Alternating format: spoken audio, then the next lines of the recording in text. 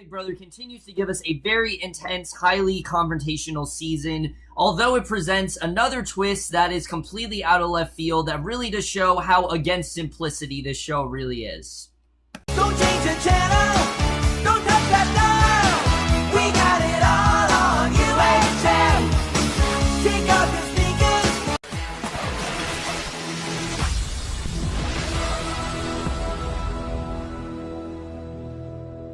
Hey guys, it's Kevin for Big Brother 19, episodes 6 through 8, and I was definitely looking forward to this week. As you guys know, I actually really have been loving this season, and this week again really did deliver. I mean, like I said, we're really not playing around this season. There's a lot of drama going on, there's a lot of conflict, and I just love it. I mean, this is the Big Brother that I really do love. You know, last season is one of the worst seasons of this show, honestly. There were some good things in there, but it was still really boring, and there just wasn't a ton happening. And the fact that there's already so much going on in these 2 weeks, it feels as like it's not week 2. Like, it's crazy. It does not feel like we're on week 2. It feels like we're on, like, week 5 or 6 at this point. Now, it does have me a little bit worried when we get to later in the game. However, the way things are going now, I suspect it's going to be like this for a little bit. And, like I said, I really did enjoy this week. It was predictable, like the way that things played out is pretty much the way I expected it to, but there were definitely some big highlights and some things I definitely do want to talk about. First of all, we have to get into something that I really did fuck up on, because I usually do this. I don't know why, but Big Brother, I get the rules wrong. And, you know, one of the things I didn't realize, and mainly because of how overly complex this Den of Temptation stuff is, which I'm really happy they're moving away from it. I'll talk about that at the end of the review, but just on a side note, I'm very happy they're moving away. Anyway, Paul, I said in the last video that he was no longer safe, that he, you know, I thought what happened is that he had 3 weeks of safety and he could choose like which week that he was safe, and basically any time that he was nominated he would go down. But I thought that once that happened he could no longer do that. I didn't think his safety was still intact. Well, I was an idiot and realized that that's not the case. Paul is still very much safe, and because that everyone's treating Paul pretty much like a god at this point. They really are. Like, they're treating him like this Big Brother idol. I mean, they're treating him like he's like Dan Giesling or like Mike Boogie or Dr. Will or something. They're not treating him like he's from last season. And I'm gonna tell you right now, I don't see this lasting, and I hope it doesn't. I really don't, because I really don't want this season to be Paul just getting, you know, handing orders to everyone and everyone just doing what Paul wants, because that's not interesting. I mean, yeah, Derek coursed to the end of Big Brother 16 by doing that, but that's because mainly everyone in that house was so oblivious to what was really going on, and you know, they weren't that smart. They really weren't. There were too many other things going on with Frankie and things like that, but that's a completely different story. You know, Derek was able to do that. I don't think Paul's going to be able to do that. I just don't really see that happening. I think this cast in general, they're too observant. They're already noticing a lot of things, and I think they're definitely going to take note of that. I think once Paul does lose this safety,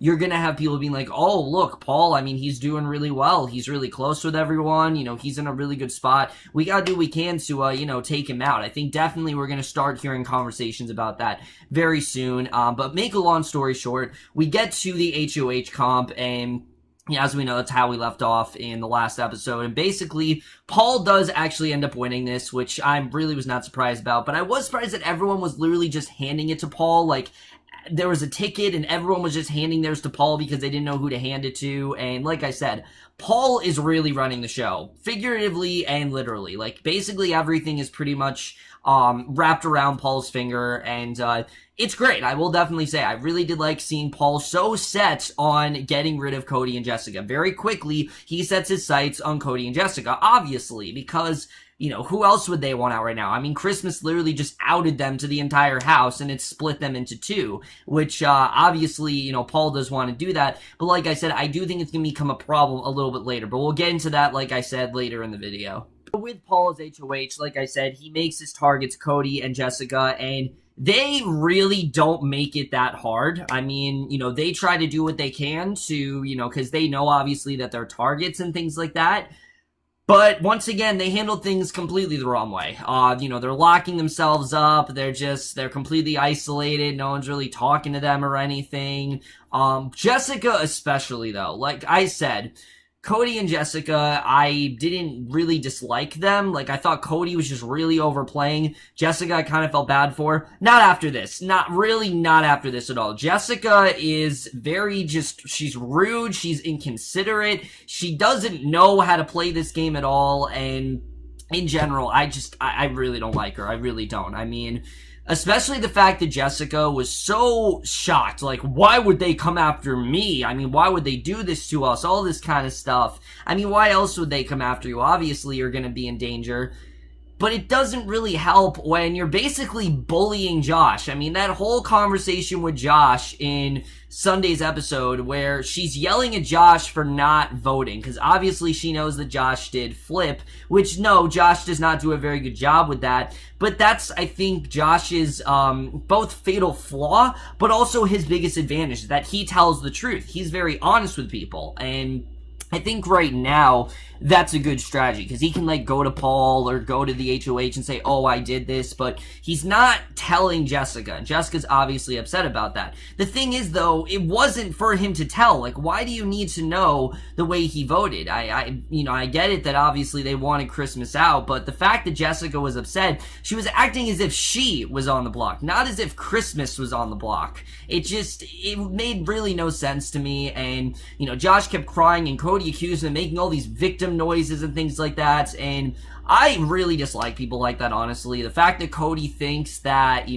he's not allowed to have emotions, I get it that you want to leave emotions out of it, but Cody does a lot of victim noises this week too. I mean, a lot of pouting, a lot of crying, he's really being a hypocrite. He honestly really is, and Josh's whole thing, I can't really blame him. I mean, what he did, obviously he just figured that Christmas was the better one to get out, and that, Jillian was the better one to get out. It was better to vote in Christmas's favor because that's where the stronger side of the house was, and, he wanted to ally with Paul. Remember in episode 1, he really wanted to ally with Paul. He thought that him and Paul had each other's back, so we can see that Josh, he actually decides to go to that side, and, it really is split into two at this point, because you got Raven and Matt, and you got Mark and Elena, as well as Dominique and Christmas on that side, and then you have Alex and the rest of the house basically on the other. So it really is split into two this week, and we've seen this before. Like, they were acting like it's never happened before. It has technically happened on Big Brother Over the Top. We had the plastics, and we had the I can't think of the other name right now, but we had those two groups, and sure, I know people don't count Big Brother Over the Top, but I mean, it's happened. It's not the first time that's ever happened, but it was cool to see a divided house. It's just very rare that it actually does happen. Most time, everyone just wants to vote together, and that was something I didn't like. I didn't like that everyone voted together here. I like that everyone's kind of split right now, and there's just a lot of options as to what they can really do. And I think that was definitely one of the most interesting parts of this week, is that everyone's really divided. Everyone's kind of doing their own thing. But like I said, Paul really is the one running the show here. He's going to make sure that things go his way, and he does everything he can to do that, because like I said, he decides that he's not just going to put up Jessica and Cody. It's too easy, because Cody or Jessica could take themselves down, and if Jessica's up, then she goes down, Cody goes up or Jessica goes up. They just think that they don't really have a good, it's not a good idea with putting them up side by side. So his plan initially is to do Matt and Raven, because basically if Matt and Raven goes up, Matt can come down, Cody can go up. No one's going to evict Raven. I mean, Raven's done nothing wrong. She's just very innocent at this point. There's no reason for anyone to want to evict Raven. Unfortunately, Matt doesn't really want to do that, because he knows that pawns are going to go home. So obviously that doesn't really work out very well for Paul. So instead, he decides to approach both Josh and Alex. And these are two people who, if he nominates Alex, that's someone from the other side, and he's not going to get any blood in his hands, mainly because the damage is already done with that side. I mean, they are very much against each other, but in a time like this, Alex kind of has to volunteer. She takes it upon herself. She doesn't want to, but she does. She volunteers to go up, and Josh does as well, and that's essentially what ends up happening in Sunday's episode, is that he does in fact put up both Josh and Alex. But there's another side of this, of course, and that, of course, is the Ramses of it all, because as we know, Ramses was bitten by the snake last week, and by doing that, he had to nominate himself as a third nominee, which I can't imagine what that's like. I mean, it's already so much pressure going on in the house. I can't imagine what it's like to actually have to nominate yourself and present it to everyone and let everyone know that you were bitten by the snake and had to nominate yourself as a third nominee. Not that anyone wants to nominate you, but you literally have to nominate yourself. I mean, it's a very 50-50 kind of scenario. Like, this could either go really well for your game or really bad for your game. So Ramses is really kind of contemplating whether or not for this to be the week. But he's realizing that, hey, I mean, Cody's the main target, Jessica's the main target, but of course he's left out of a lot of conversations. He doesn't know really what Paul is planning on doing here, which I do have to say, I thought Paul did do a good job with listening to his side of the house. Like, the way that he said, I'm not going to do what Cody did, I'm going to tell you guys everything. That is a really good way to gain everyone's trust. That's something that Cody didn't know how to do. And I get it that he didn't want to, like, trust these people. I understand that, but why did you ally with them in the first place? That's the thing. If you thought that you couldn't trust them, why the hell would you ally with them? I just didn't really understand that on Cody's part. That's just, that's a completely different situation. But what Paul did here, I thought was a much better approach. He told pretty much everyone what was going on. He made sure they were okay with it. It was kind of like a group sort of thing. And, it was a group vote. And I definitely really did enjoy that. But Ramses decides that he actually does want to put himself up as a third nominee, because why not? And that's exactly what ends up happening. But of course, like I said, Paul doesn't put up Cody or Jessica, so Ramses is really kind of baffled here. Like, why isn't he putting up Cody or Jessica? What's going on? He's kind of worried about what's going to happen. Then the other thing to really talk about in Sunday's episode, because there is definitely a lot that went down, but like I said, it was a very talk-heavy episode where Paul telling him a lot of conversation, things like that. Christmas actually is the one who is chosen for the Den of Temptation, and this particular temptation, I'm not a fan of. I'm going to say that right now. I'm not really a fan of how the way this one played out, because basically what she does is she selects 3 people that she wants to wear vetoes, which are literal frog suits that they have to hop around in. And obviously she chooses Jessica and Cody, but then she chooses Jason, who's kind of, he's on Jessica and Cody's side of the house, but I didn't really understand why Jason. I mean, I get that Jason, was the reason that her foot is broken, but I didn't think it was that. I didn't really understand why she chose Jason. If you guys can maybe give me an answer. Like, I watch the feeds sometimes, but I'm not constantly watching feeds. Like, I watch at least once per day. I'm not always on the feed train like I know some of you are. But if you guys know, why did Christmas pick Jason? I did not really understand that. Of course I understood Cody and Jessica, but why Jason? It just felt like such a random choice to me, and I just didn't really understand. I guess she's not tight with him or anything, but I don't understand why she chose Jason. It just didn't make much sense to me. But she chooses those 3, and that gives us into Wednesday's episode. But that's pretty much everything that really happened in the Sunday episode. There's not really much else to talk about. I really did enjoy Sunday's episode overall. I thought it was definitely a really well done episode. But now let's get into how the rest of the week played out. As far as Wednesday's episode, there's really not a ton to talk about, because like I said, it was quite predictable the way things did play out. Like I said, Jessica, Cody, and Jason, they now are vetoed, and that literally means they have to wear these, costumes and hop around, and it was pretty hilarious to watch, especially having to see Jessica and Cody when they were really miserable, and then having to hop up and down. I mean, it's pathetic, but that's kind of the situation that Cody got himself into. It's kind of like he's getting a taste of his own medicine, and I definitely really did appreciate seeing that. I thought that was definitely a lot of fun to watch. The main thing going on Wednesday has to do with Ramses, because Paul is hoping that Ramses will just take himself, that Ramses, will throw this veto, because obviously, they're going after Cody, and Paul assures him that if he throws the veto, then he'll be fine, that Cody will go down, and that everything's going to be great there, and you think Ramses will follow, and he plans to do that. But when we actually get to the veto comp, which I didn't really understand, honestly, I didn't understand the way the veto comp really played out, but, sometimes it's hard to tell, the way it was done. he actually ends up in almost second place. He is very close to winning it. And Ramsey's like, I don't know if I was supposed to throw it, but here's the thing. If you were going to throw it, why did you last so long? Like, why didn't you try to do something that would cause you to lose? Why did you, why did you last 7 minutes? Why didn't you try to last longer? So that way, because it was, of course, who was the shortest time, one of those kind of things. Why didn't you try to last longer? That way, Paul could have easily beaten you. Why did you try to, go for such a short amount of time? I didn't really understand that. So, Paul is understandably pissed at this situation.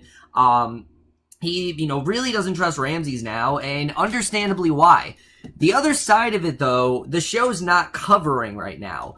If you guys know Kevin, of course, he, I think, is doing a really good job of lying low and really impressing everyone. Well, Kevin is the person that pressed that button and unleashed all these twists in the house in the first place. But what else did Kevin do? He voted for Jillian. But that's not what he is telling, everyone else. He's saying that Ramses is the one that did that. And he's making Ramses look like the one that should be targeted. So a lot of people already are going after Ramses for that. There are people talking about going after Ramses next week. So heading into next week, I definitely think we're going to see Ramses as a possible target. I think that's definitely going to happen. I think his name is definitely going to get thrown out a lot.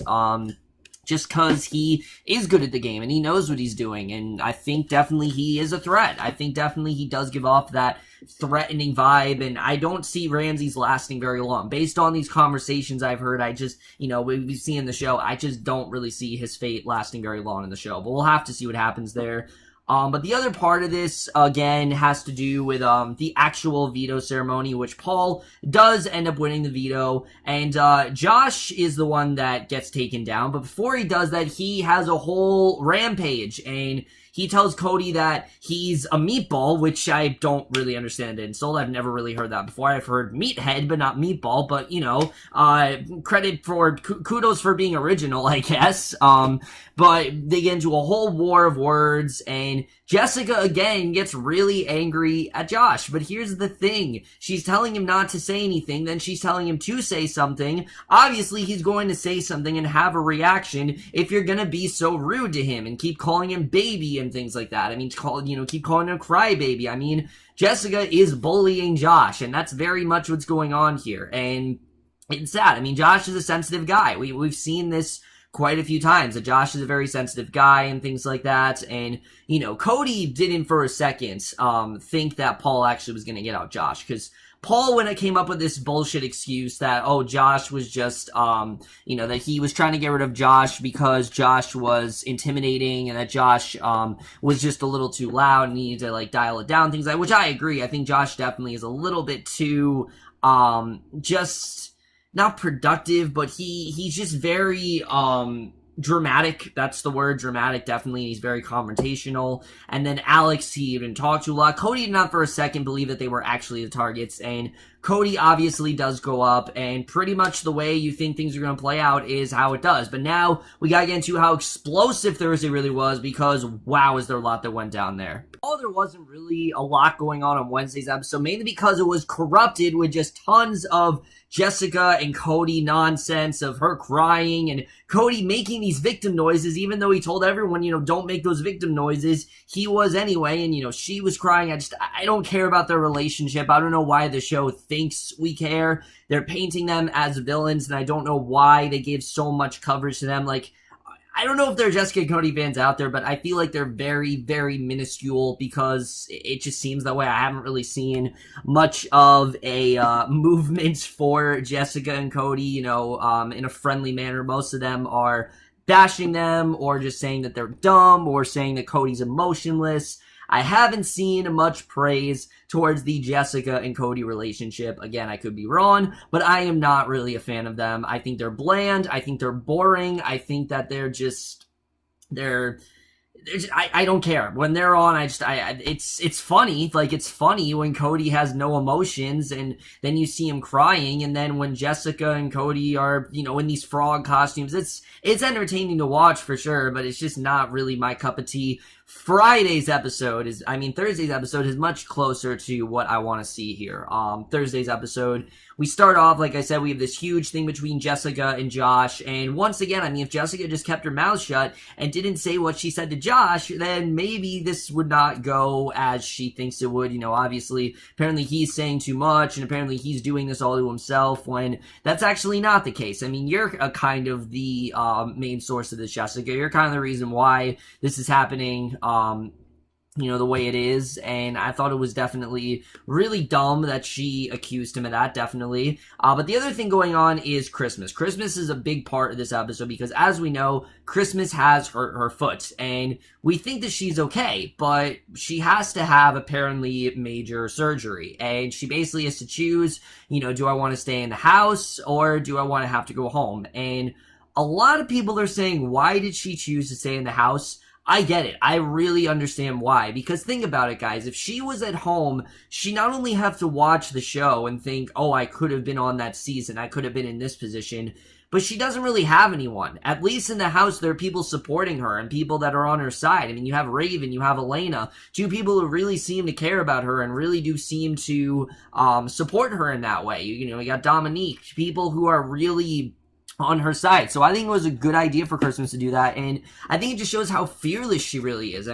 She's willing to continue to compete in this game even though she is hurt, and very visibly hurt. Like, it's a very bad injury. They have to rebuild her entire foot. She doesn't care.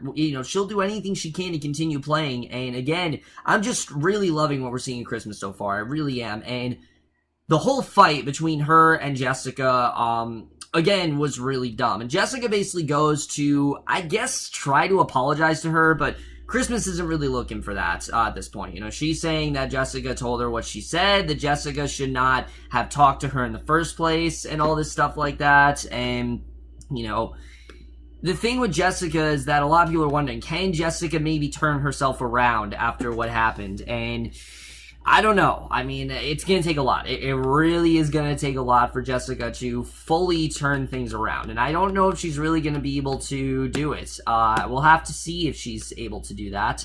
But it really is going to take a lot to see if Jessica can actually, completely turn things around, which I just don't really see that happening. I don't. It could happen, but I think it's a very slim chance that she actually does possibly turn things around, because Christmas does not seem like she wants to fix anything. Jessica kind of went to her, I think, as a way to mend fences, but obviously that didn't even happen. She even talked about the fact that, I forgot to say, by the way, Jessica didn't even go to Paul's HOH room. Like, when he's supposed to go when she's supposed to go, she went in the diary room to sulk, and at least Cody did stick it out. It was creepy as hell, because he was just kind of like lurking in there, but at least he went in there. Jessica just kind of pouted, and I thought it was really pathetic on her part. But the thing is, when Christmas was hurt, Jessica and Cody didn't even go to her at first. They just kind of idly stood by, and Cody even says in this episode, like, I don't care about you, I don't care about what you're going through, and it's just like, at least have some support for the girl. At least just have the decency to have some support. I don't care if you don't like her. The fact is, the girl's in pain. She really is. She's in pain. She's not doing very well, and the fact that she stayed in the game, I think is very bold. It really says a lot about her character, and really just shows, again, how fearless she really is, and I'm really liking the more I see of Christmas. Like I said, I'm not saying that she's my favorite or anything, but she definitely is someone that I think could get very far into this game. If she continues to play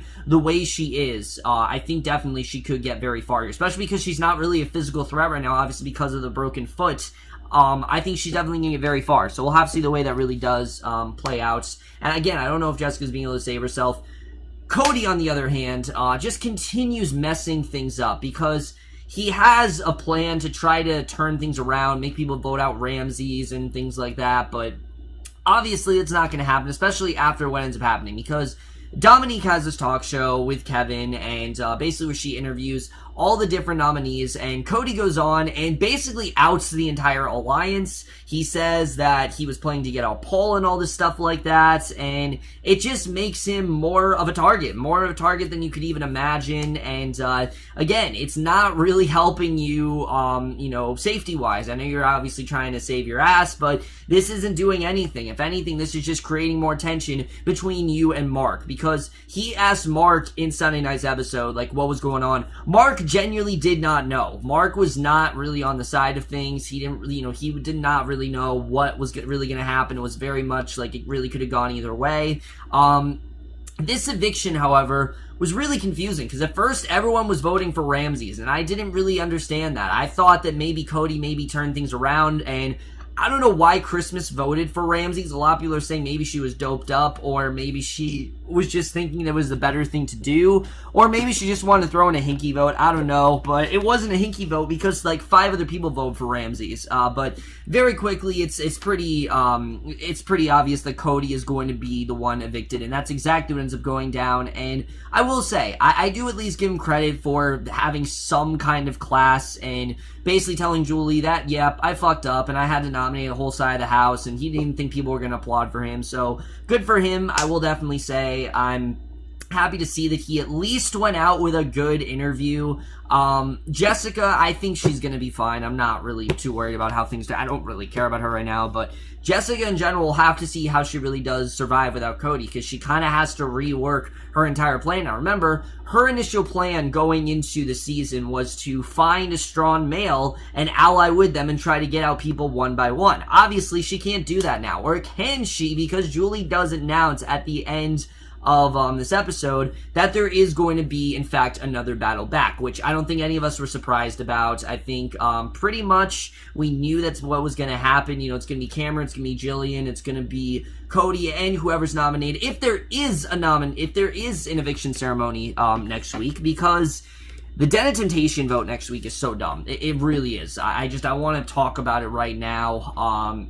The Den of Temptation vote in general, I think, is one of the dumbest things that Big Brother's done, where literally someone has the power to halt an eviction in the next 4 weeks. Yeah, if they don't want eviction to happen, they can just stop an eviction from happening, which is so dumb. I don't see what the point of that is, and it's basically the equivalent of the reset button in Big Brother 16. It did nothing except just drag on. It just added a week to the game that was completely irrelevant, and the fact that that's actually going to happen is just really dumb. I really hope that they just decide not to do it. I mean, if I was the house guest, I would not take that temptation. Unless it was my life on the line, I would not take that temptation. I think it's dumb, I don't think it's necessary, and I don't think it does anything. It just makes this drag on more and more. And this is an interesting season. I don't want it to get boring. I really don't, and I'm not at all a fan of that. And then the other part is that apparently the house guests have a chance to stop the battle back, which makes no sense whatsoever. I don't know why Big Brother just can't understand the idea of simplicity. I don't know if that's not a word in the Big Brother dictionary, but in general, it's just really overly confusing, and I don't think any of that needs to go down. But that's really everything that happened next week. Let's talk about really what I think is going to be going down next week. So obviously heading into next week, I do think things are going to be a little bit different, because this is the last week of Paul's safety. That is for one. I do think people are going to continue to go to Paul and things like that, and Paul's still going to be in a good position. But this is the last week we'll get of that, because after that, Paul's safety is up, and I think that's when things are really going to change. However, with Cody out of the house as well, things are also going to change, because Jessica's now a lone wolf. She doesn't really have anyone to ally with. I'm sure she'll go with like Jason and Kevin and maybe a Ramses here or there, people like that. But I don't really know where Jessica's loyalties lie at this point. I don't, because we saw a lot of just her and Cody sulking, and a lot of them just crying, and her getting really upset. And yeah, she was obviously upset that Cody was gone, but she's got to suck it up. And I don't really know how things are going to go for Jessica moving forward. If she's going to be able to mend fences with Christmas, because that's really the key thing here, is if she's able to mend fences with Christmas, who unfortunately can't play in the HOH, she wouldn't have been able to play regardless. If those two can somehow mend fences, I think that will automatically give her a better advantage. But if she can't do that, then I don't really see things going very well for her. I see her life in the Big Brother house to be very, very short, and I don't think that she's going to last that long. Maybe another week or two. I don't think she's going to be the target moving forward, but I do think that in general, she definitely needs to get her shit together, and she needs to try to find people to ally with that maybe she wasn't even allying with before, because it has to be said, I mean, her entire game basically has changed now. If it didn't already, now it's absolutely changing. She really does need to figure out what she really does want to do moving forward, because now things are going to be really different. And then as far as things do go for the rest of the house, I don't know what's going to happen now, because obviously Cody's out and these two sides are divided. Let's see if it really continues. Let's really see how that does go. I think Ramses might actually be our main target moving forward, because like I said, everything that Kevin said, and then the whole thing with him not throwing the comp, you know, automatically that doesn't really show his loyalties, things like that, because Paul's very worried about that kind of thing. I don't think Ramses is going to last. I think Ramses could actually be the one leaving next week. I think definitely that very well could happen. I don't think they're going to get rid of Jessica. I think they're going to possibly try to use her and see if maybe they can get her on their alliance and see if maybe they can turn things around for her. I think Ramses moving forward is going to be the target. Why? Well, I'll tell you why. Kevin and Paul are already having conversations about getting Ramses out.